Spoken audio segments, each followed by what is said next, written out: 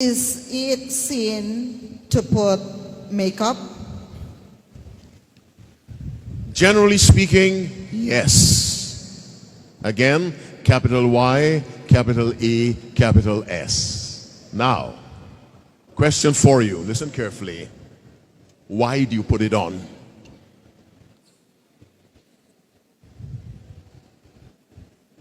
I can't hear you. Why do you now look? Listen carefully. Here's a baby. The baby has just been born. Beautiful baby, 2 legs, 2 hands, 10 fingers, 10 toes, 2 ears, a nose, 2 nostrils, 2 eyes. Beautiful gums, no teeth yet. Then some adult decides, wait a minute, there's something missing from this baby that God formed. Let's bore a hole here and bore a hole here and hang some metal. Because God did not finish his work. Let's put the finishing touches on what God did. Put a hole in the ear of that child without the child's permission and hang some metal. And depending on your culture, put the hole right here.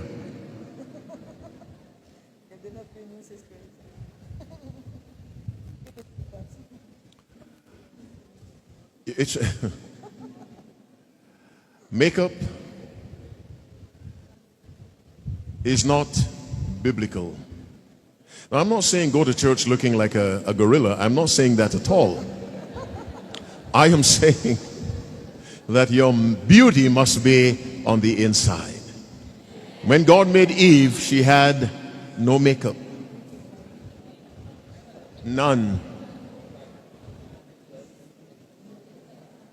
Okay.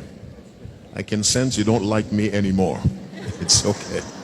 But I have to be straight with you because God is listening to me.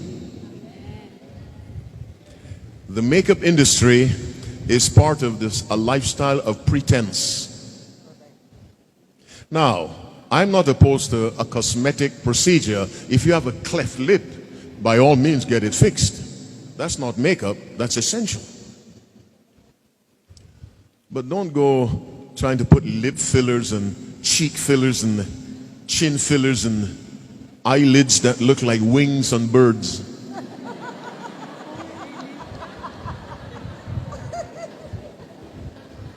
No, I'm serious. I was in Houston, in Texas, going to the airport, and I walked by this woman and I had to turn around. Her eyelashes were out here.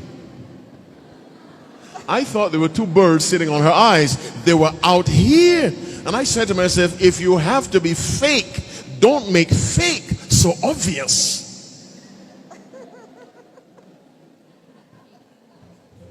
If God wanted you to have eyelashes 7 feet long, he would have given them to you at birth.